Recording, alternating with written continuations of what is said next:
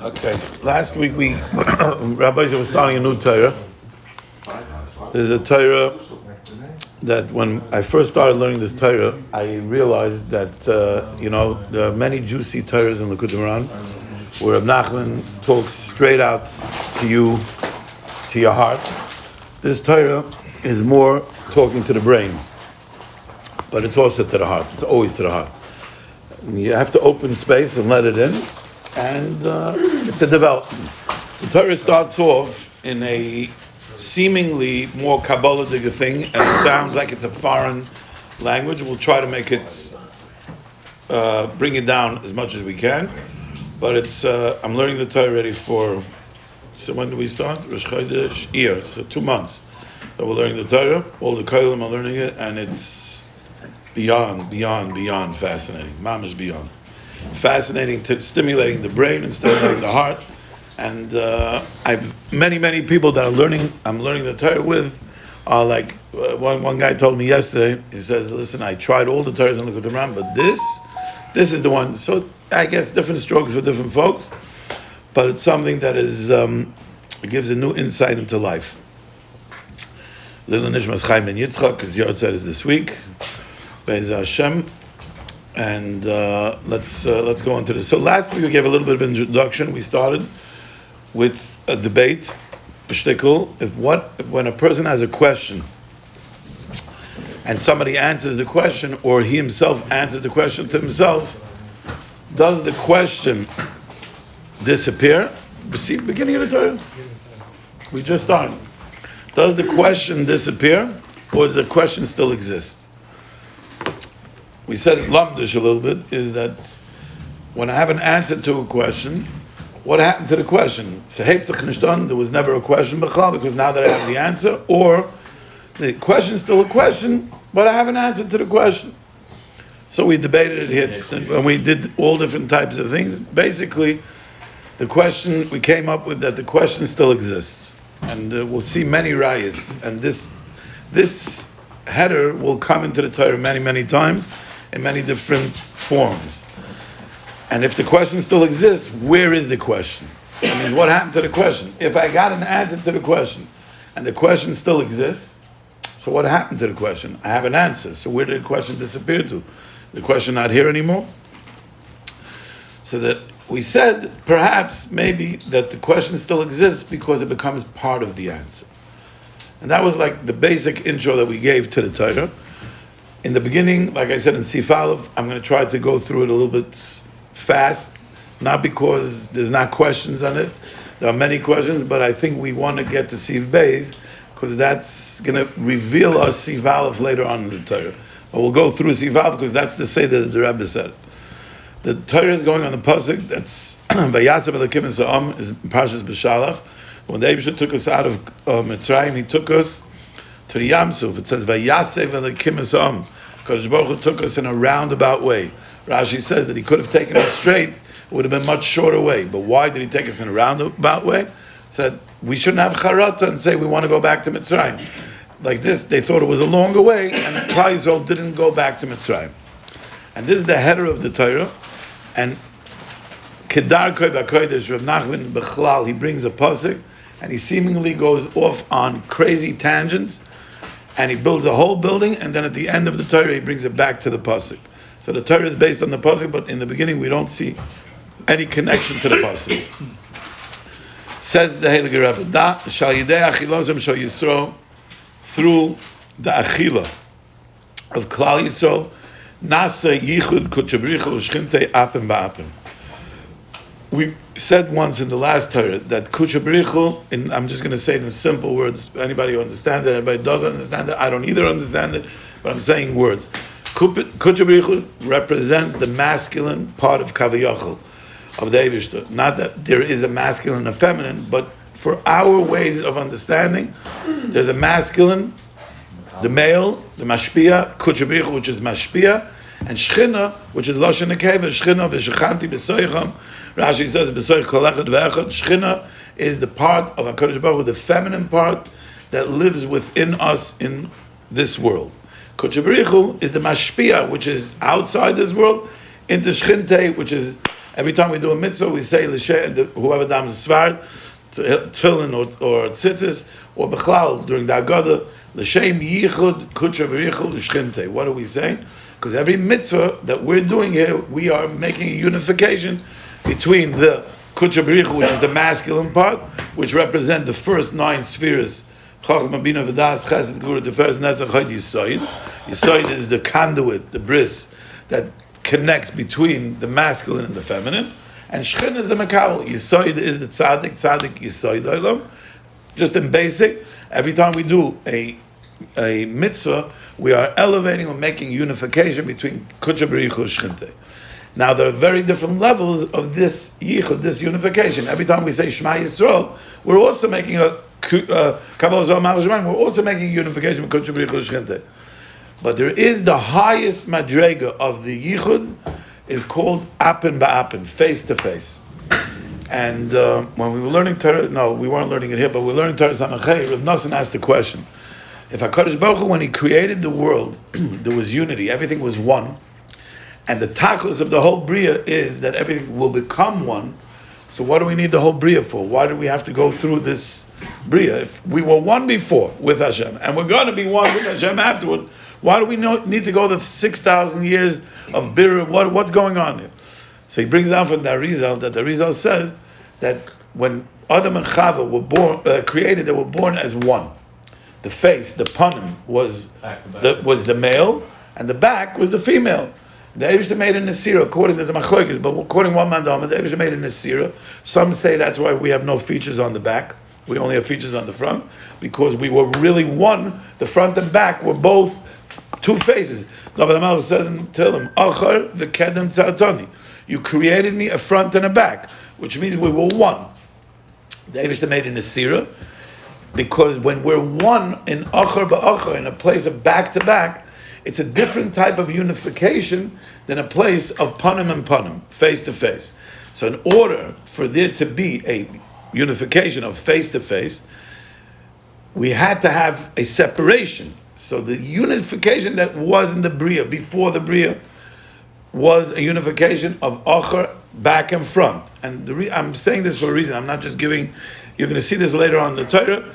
So it was one, but it was a unification of one where there was a front and back. So the Bria was a separation of the masculine and feminine, Kaviyachal of the Eibishter, Kutra B'richud Shechinte, and our job in this world is to elevate where Hashem is hidden, and elevate it and bring back to a unification of Apen Ba'apen, of face to face.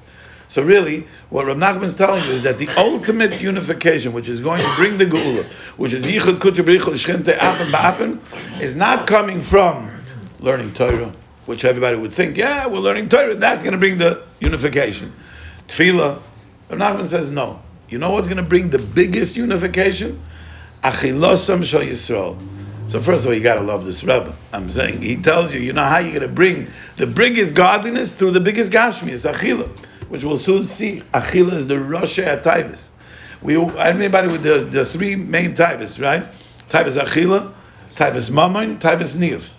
So one would think that Achila, big deal, so the guy got fat. So he loves Taivas. He got really fat and he loves food. But Taivas Niv, I mean, come on. That's Taivas Mammon, that's the real Taiva. But the Roshei HaTaivas is really Achila. And perhaps one of the reasons in the simplest version is because we can't do any of the Taivas if we don't have Achila.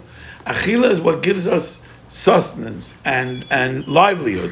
Without food, we're nothing. If a person's starving, you think he has a type of mammon, or you type of these guys in the submarine, you think that what they had a type of for anything, billionaires that loved the world, they wanted to go search. The taiva of achila is the taiva that gives the body the koyach to do all the other taivas. So that's why it's called the Rosh HaTaivas. We'll see that later in the Torah. Anyway, so Rabbi Nachman is telling us that you know how this unification is going to happen through achila. Let's go right. He brings rice, but I don't want to get stuck in there. Boaz told Rus, Boaz saw Rus wandering in the field, and he said, you don't have to take from the leket shikachol peyo. In the time that my workers will eat, you come here and goy shalom, and you'll be able to eat. Le'esa oichel, so Rabbi Nachman is medayik. Le'esa oichel daika, in the time of eating, dafka in the time of eating. Hainu, ayidei achila, goishi aloim. Goishi means, from the lashon of Vayigash, which you'll soon see, Goishi means the nentetzich. How do you say the nentetzich? Come closer. So by coming close, that's making unification. When I'm telling something far to come close, I'm making unification. The B'chin is Vayigash elav Yehuda. By Yehuda also, the Zohar Kodesh says, Tekrufta malka b'malka. Vayigash is a lashon of Goishi. Come close. And that's bringing, over there it's by Melech and Melech. There's many questions here. Vayigash was a fight. When Yehuda went to Yosef, he was really fighting. Here we're talking about unification. Why? Let's not get stuck there. We'll come back to it. Raka achila. So now there's so first he's telling you a statement. Achila is going to bring Yichud Kudsha B'Yichud Shchinte up and back. It's going to bring the Gula. It's going to bring Mashiach. It's going to bring the ultimate. Except there's a condition. Raka achila tzarech liyos Michael Achash and Isbara. The achila has to be with food that was purified and refined. And there's no mixture in the food. Because Michael that is not purified and has a mixture inside, through that kind of food, it will bring a person to sin. So what he's telling you is that it's not just the purification of kosher and basa b'cholav and kosher. It needs a spiritual purification. Bepashtas kosher, eating kosher. Bepashtas not eating basa b'cholav. Making a bracha before, making a bracha afterwards. Thinking to eat, to serve Hashem. These are all ways of purifying. Rabbi Nachman is going to go with a much deeper concept of how do we purify the food. And then let's go into seef base, and that's where I want to get into. How do you purify and refine the food? That is through emunah. Now, what does emunah have to do with food? He doesn't explain, but what the simplest understanding is, just like food is what gives us physical growth, emunah is what gives us spiritual growth. So by elevating our emunah, we are growing spiritually. By eating food, we're growing physically. So there's automatically now food. How does the body consume food? The body takes food and then distributes it to all the organs, and all the organs get stronger and bigger, and that's how the body. Spiritually, there's going to be the same process, and this is what Rabbi Nachman is going to explain now. Now Rabbi Nachman is explaining what is emunah. Ki emes. The fact that Hashem gave us a limited brain that's capable of understanding, which means he's bothered here. Why couldn't Hashem just give us a brain with full of wisdom? You buy a computer with 2 terabytes, 5 terabytes, whatever it is. He could have given us a brain with all the wisdom. Why did Hashem give us a limited brain that has the ability of understanding, that needs development? So he's explaining. The reason why Hashem did this is because we have a mitzvah gedolah to sharpen our brains, in order to understand everything clearly. And that's what it says. The Mishnah Nova says, what's the purpose of development, brain development, is so that we should have an answer for the apikoros. So seemingly one would think that he's talking about when I meet the apikoros on the plane, or I'm going and I'm going to meet apikoros that's going to be an atheist and question me, I should have answers. Soon we'll see that that's not what he's talking about. He's talking about each one of us have in us apikoros. But what he's saying is that the reason why Hashem gave us the brain that needs to be developed is for one purpose. The purpose is to believe. And now he's going to explain it. Ki yesh chiluk ben akushis. There's a chiluk, a difference between the questions. Ki yesh kushyon sheyochel ha'adam lahavin teretz ha'kushizu. There are questions that a person has that he can understand a teretz to answer that question. And on those questions, it's what we say, you know what to answer to that apikoros.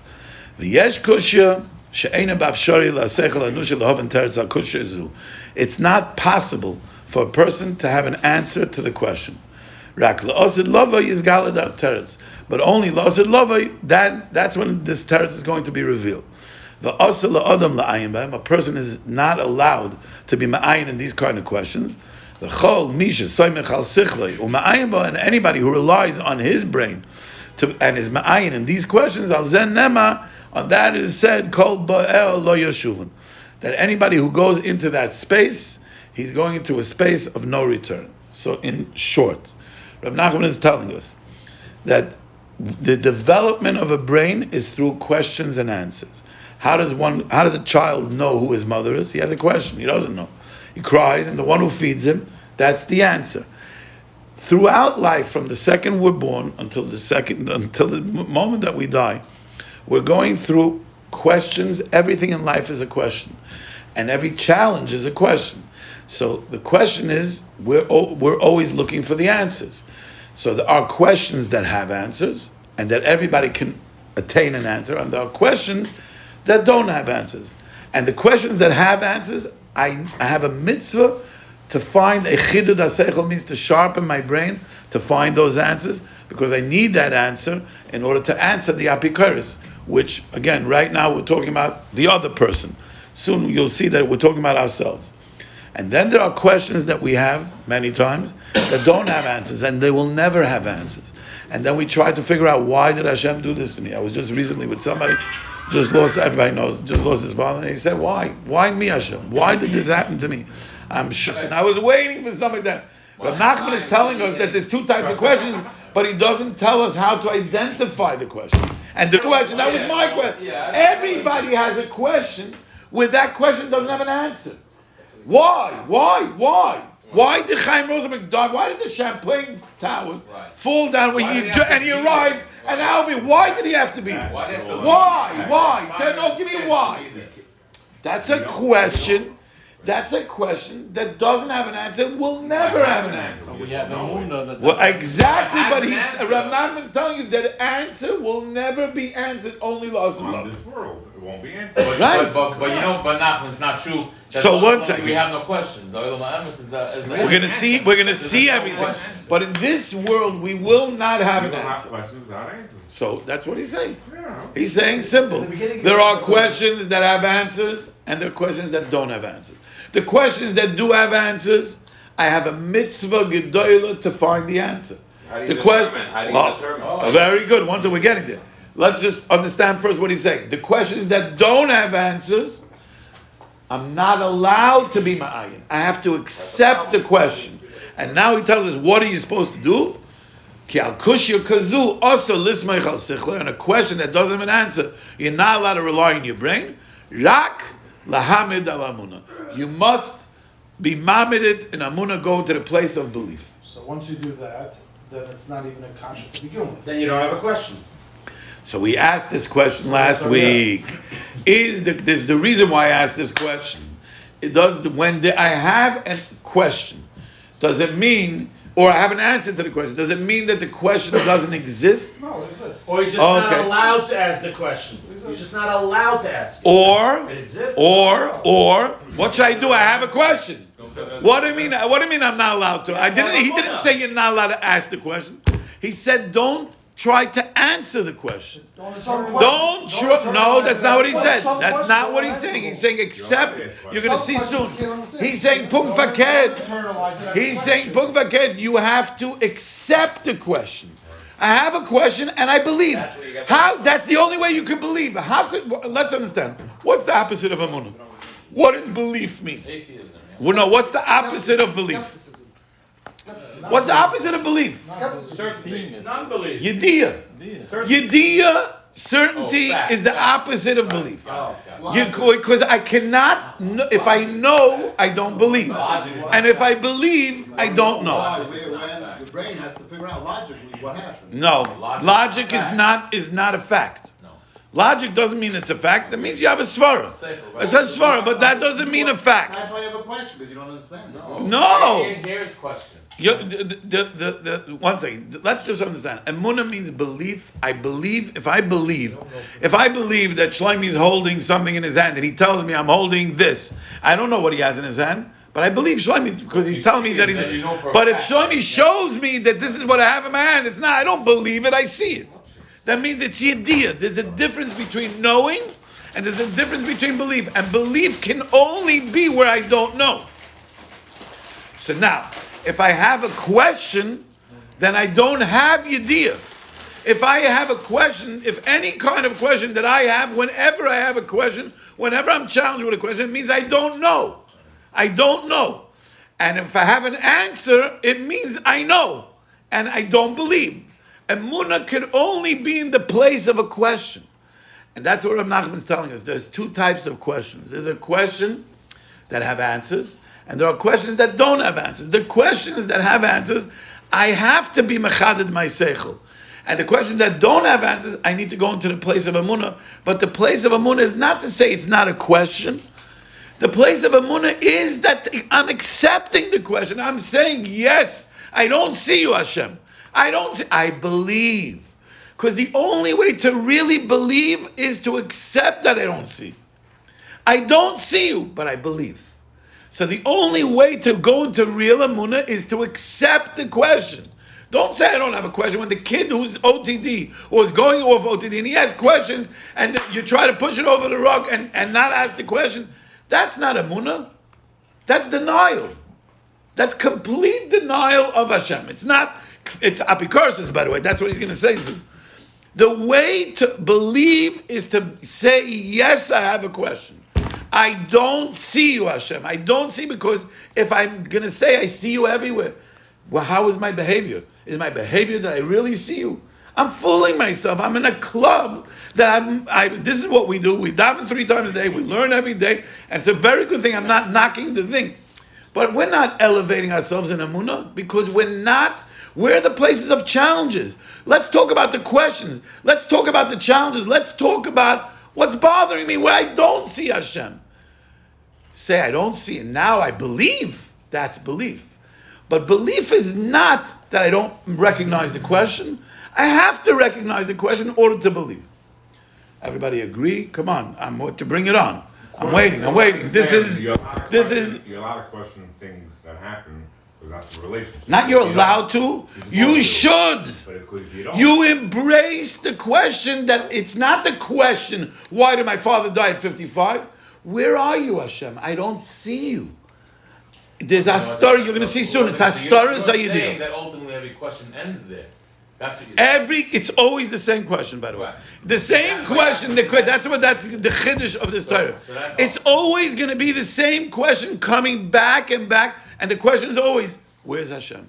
I don't see you. You're in Hastara. You're not here. I don't see you. I know you're here. In my brain, I know you're here, but I don't see you, and it's hard for me to believe. I'm in doubt. I have apikoros. Yes, I am in doubt. I'm recognized I'm in doubt, but I'm not attempting to answer it. I believe I'm going back to the place, my fundamental place of Emunah. We've been raised like that, so it's like inculcated in us. Like we just we're makabel from birth. You're saying that's an yes. We are maminim b'nei maminim. We have emunis. But so now he's telling you how to develop the Emunah. Emunah needs to be developed, and when you develop the Emunah, you start coming to a yediyah in your Emunah. A person who's elevating his place in Emunah. How many times have you seen Yad Hashem in your life? Thousands of times in your life that you saw Yad Hashem. What happened? What happened was your Emunah got elevated to yediyah. The little kid doesn't see what you see. You're going through, you have life struggles and challenges, and all of a sudden something happens, whether it's mamanis or parnos or refuah. Each person in their life get answers. But the answers that they're getting, it's not yediyah mamish. Some atheists could tell you how it coincidentally happened by mistake. But we all know there's no such thing as coincidence. Everything is a coincidence, right? Everything is Hashem. Hashem is micromanaging everything. But that's a place of belief because we don't see it. We don't see the godliness that's in the table, in the chair, in the window, but everything is godliness. Everything is Hashem. So where is He? So I'm going to say, no, I don't even have a question. No. If I don't have a question, I can't develop myself. The only way to develop my brain is through a question and answer. But the answer doesn't have to be that I found the answer. The answer has to be that I accepted the question and I believe. And when I start believing more on every question, more, I start getting more and more Yediyas Hashem. I come to a new Madrega of Yediyah, and then I'm challenged again. So I would say, you'll see soon. Most people that came out of the Holocaust never got by that question. Yeah. What? But how did the people stay from? How did the Kloizen? I just saw his Yortzeit was this week. Yeah. How did the Kloizenberger Rebbe, who lost 11 children in the Holocaust, how did he go and promote? How? What was his place? What did he do? What do you think? He put the question under the thing? He didn't have a question? Where's Hashem? But he went into the place of real Emunah, even though I can't have an answer, I'll never have an answer. I'm accepting that there was a story here. I don't know, I'll never know, but I still believe.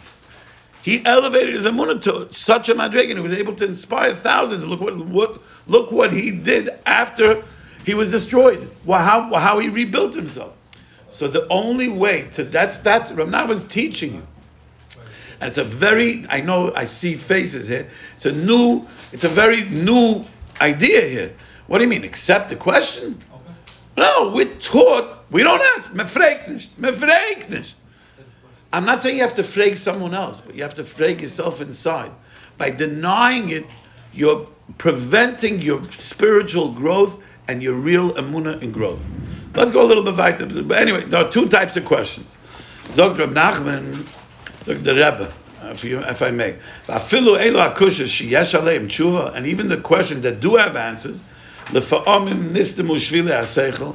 there are times where the paths or brain waves get clogged or brain freeze. And even though he could have the answer, he doesn't have the answer.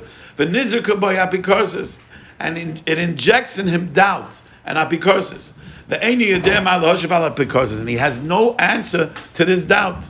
And I don't know if you want to have a therapy session, but I am positive that every single person in this room had a moment in time, or moments, or many, many moments, where they were challenged by a question that they didn't have an answer, and the question could have been answered. It's not why, but at that moment, they had doubt, and that doubt stays. It becomes whatever the doubt is.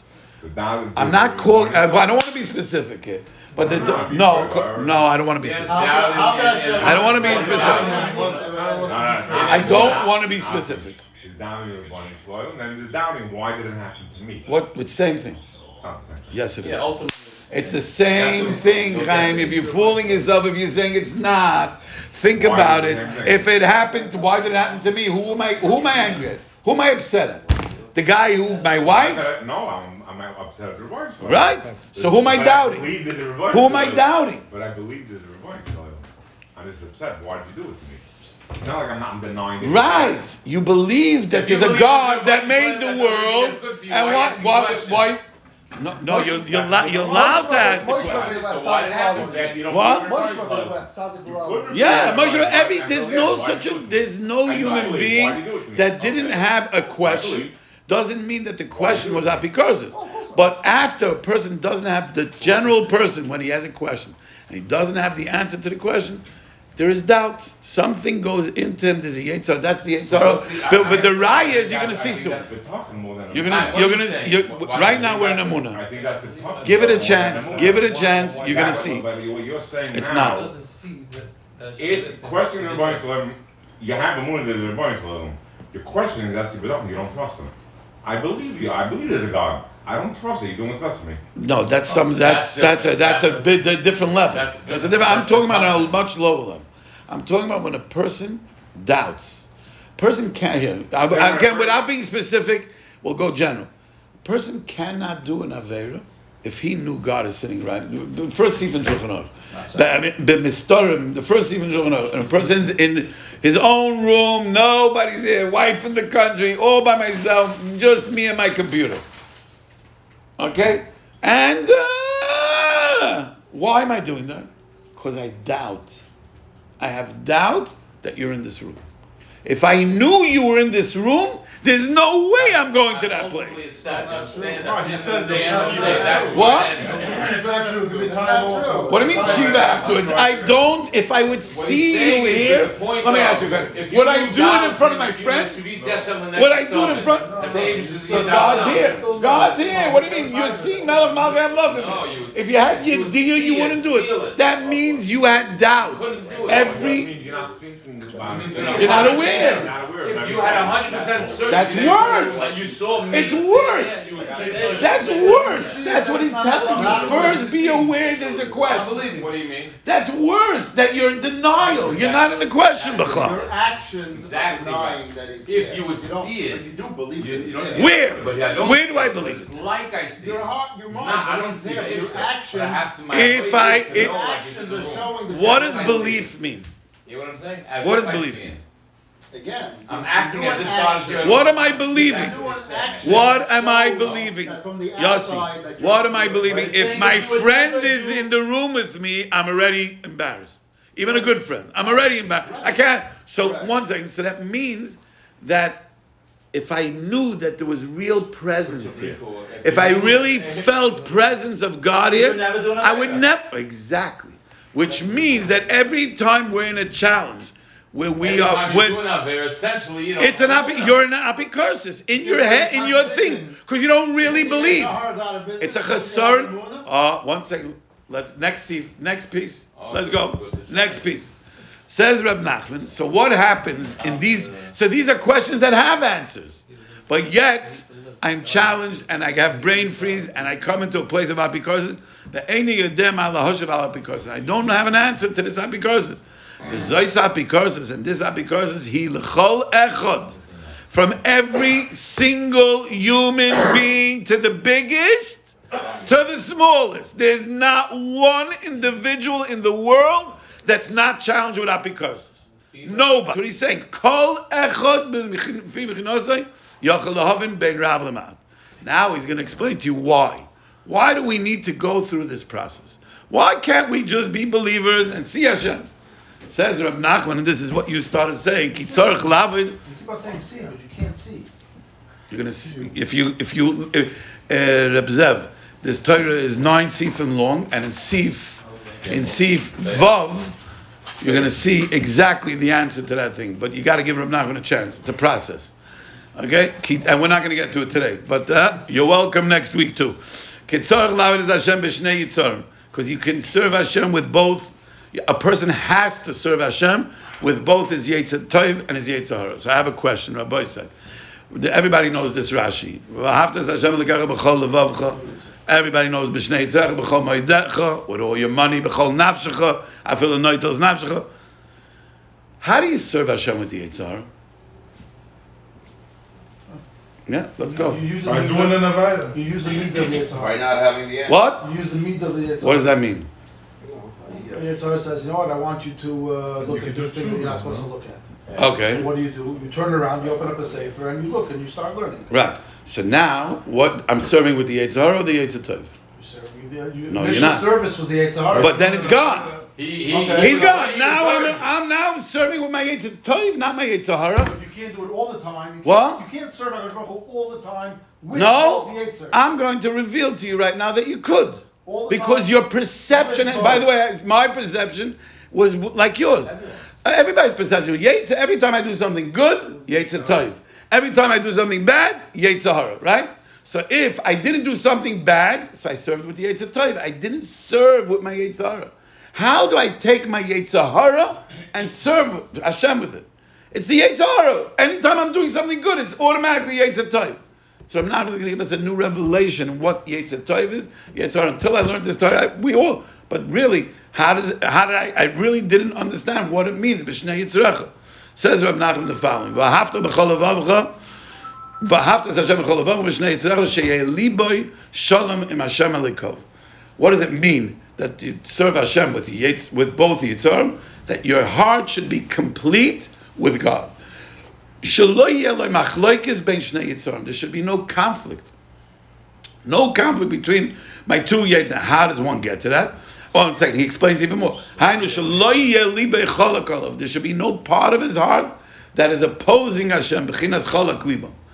Ube'emes, and now he's explaining how we get there. Be'emes, im haya adam yodei adam yediyah b'leiv shalom. This is what we started saying before. That if a person would know with absolute certainty that God is everywhere, v'kadosh baruch hu oimed b'shas tefillah, and the Eibush is standing right next to him, v'shomeya tefillah, and he's listening to his tefillah. Vadai hoya mispalu b'slaivas gadol. How would a person daven? He would daven with a tremendous bren. And he would be very careful with being mechaven every single word of his davening. Because the person does not know this with absolute certainty, and no person knows it without absolute certainty. Therefore, he doesn't get so what's a good word, English word for mislive? Passionate or passionate. And he's not so careful. The kol echad, and every individual, lefi miyut sichlai, according to his peanut brain, v'yidi'asai, an ability to have real yidiyah. Kain is lavusai v'diktukai. So accordingly, each person, according to his understanding in how much Hashem is here, that's how he gets fabrent in the middle of learning. So now this is the key. So the Yediyas Hashem, knowing that Hashem in absolute certainty, anytime I have a certainty that this was Hashem, that's Yetzer Tov. Shabbalay. Bastaras HaYediyah. But when I don't know that Hashem is here, that's Yetzer Hara. Shabbalay. Bastaras HaYediyah, hein, apikosis v'kushis. So the questions that we have. One second. The question. Let me finish this thing. I just want to bring it home, and then we finish. You can debate as much as you want. Right? Because so Rabbi Nachman is telling us. You know what the Yetzer Tov is? The Yetzer Tov is certainty, to your level of certainty. Because no one has absolute certainty, but every time we all get in a slide, we all get touched, and we all connect to Hashem at moments, whether it's Rosh Hashanah, Yom Kippur, Uman, Ramadan, Kumzitz, whatever it is that you're connecting to, where you feel that, or you see Hashem mamish in your daily life, and you're grateful, that Yediyas Hashem, that's the Yetzer Tov. But any time you don't, and you don't feel Hashem, and you're not connected, and it's not there, that's Yetzer Hara. So now, if we connect this to what we said before, which Rabbi Nachman says, the questions are the Yetzer Hara, because that's Hastaras HaYediyah. A question means I don't know Hashem is here. And the answer is Yediyas Hashem. So I can't come to the answer of Yediyas Hashem unless I had a question of Hastaras HaYediyah. So if I recognize that the question is really a tool for me to have an answer, because I can't come to Yediyas Hashem without the question, so then I'm coming to a place where I identify the Yetzer Hara as he's really my friend. Because all he's doing is he's saying there is no Hashem. Okay, so I have a question. I accept the question, and I'm going to the place of Amunah. And when I go to the place of Amunah, the conflict that I have inside me makes, how do you sharpen two knives? Friction. When I have conflict and there's something, well, usually anxiety is two emotions fighting each other, right? That's why does the person feel fear and anxiety? Because he doesn't know what to do. He's in doubt. There's two feelings fighting each other. Same thing is when we are challenged with a question and we want to go to the place of yes, but we want to solve the problem. I heard this. I think I said it last week also. Gedalia Vance, I loved it. The solution to the problem is accepting the problem. The solution, the answers are by accepting the question, not looking to solve the problem, not looking to solve the question. And what is ultimately the question that we always have? Where is Hashem? And what is the answer that we get? I see Hashem. In order for us to elevate our emunah to Yediyah, we have to accept the question and recognize and identify that the Yetzer Hara is really just a question. And all it is a question, where is Hashem? And when I recognize, I don't see you, Hashem, but I'm going back to my platform of what I was born with from day one, which is Anachnu Ma'aminu V'nei Ma'aminim. We believe, and belief means when I don't see you, not when I do see you, when things are going good and I say, yeah, Hashem, Gevaldi. What about when I'm challenged and I have questions? That's the place of challenge. That's the place of real emunah. We'll see you next week. Wow, Nachman.